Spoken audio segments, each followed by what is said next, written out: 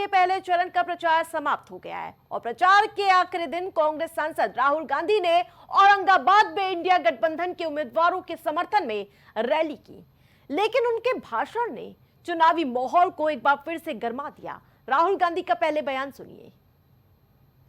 90% लोग समाज के अति पिछड़ा, दलित, आदिवासी से आते हैं, मगर अगर आप देश को देखें, और मैं 2-3 उदाहरण देता हूं।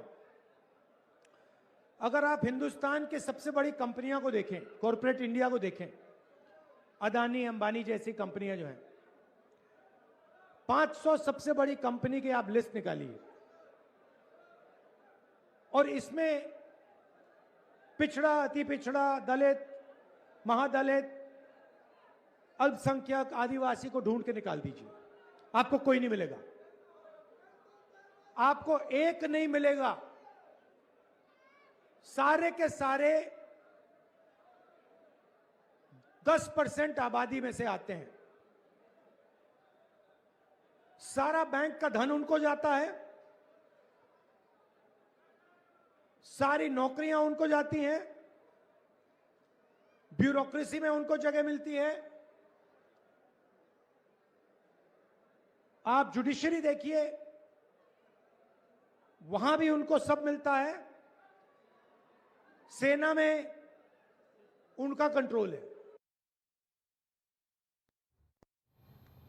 इस बार राहुल गांधी की जुबान पर सेना भी आ गई। जी हां, इसी को लेकर पूरा घमासान शुरू हो गया। राहुल गांधी ने जाति की अनदेखी की बात करते करते जब अपने अपर कास्ट पर दबदबे का जिक्र किया, तो राहुल गांधी के इस बयान ने बीजेपी के निशाने को एक बार फिर से साधने का पूरी तरीके से चक्रव्यूह तैयार कर लिया। बीजेपी का कहना है कि राहुल गांधी का बयान केवल सेना का अपमान नहीं, बल्कि ये चुनावी मुद्दा भी बन सकता है। बिहार चुनाव के पहले चरण में ये बयान प्रचार का नया एजेंडा बन सकता है। सेना पर राहुल गांधी का बयान सामने आता है। जी हां, नौकरशाही, न्यायपालिका, बड़ी कंपनियों में 10% उच्च जातियों को नौकरी, जहां और इसके साथ साथ सेना में भी 10% आबादी का कंट्रोल, और यही नहीं, बाकी 90% आबादी वाले नौकरी में नहीं मिलेंगे, ये दावा किया गया है राहुल गांधी की ओर से। जी हां, तो अपनी बात रखते रखते राहुल गांधी ने लक्ष्मण रेखा ही पार कर दी। राजनीतिक गलियारों में अब इस बयान की गूंज है। तो बीजेपी के प्रवक्ता प्रदीप भंडारी ने सोशल मीडिया पर पोस्ट करके राहुल को निशाने पर ले लिया।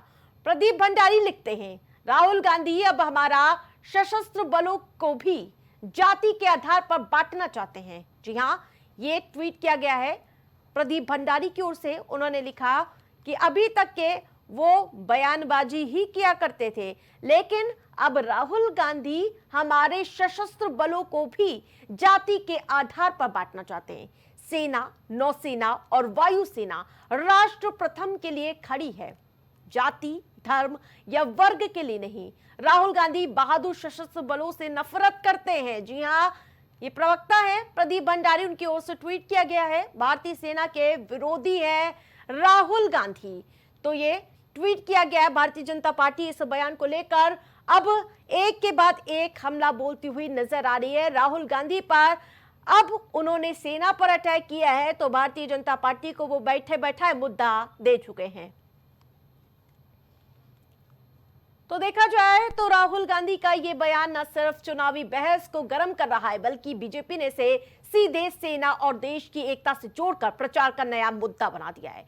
राजनीतिक गलियारों में इस बयान की गूंज तेज है और बिहार चुनाव के पहले चरण में ये बयान चर्चा का केंद्र बन चुका है। स्पेशल रिपोर्ट में फिलहाल इतना ही। देखते रहिए प्राइम टीवी।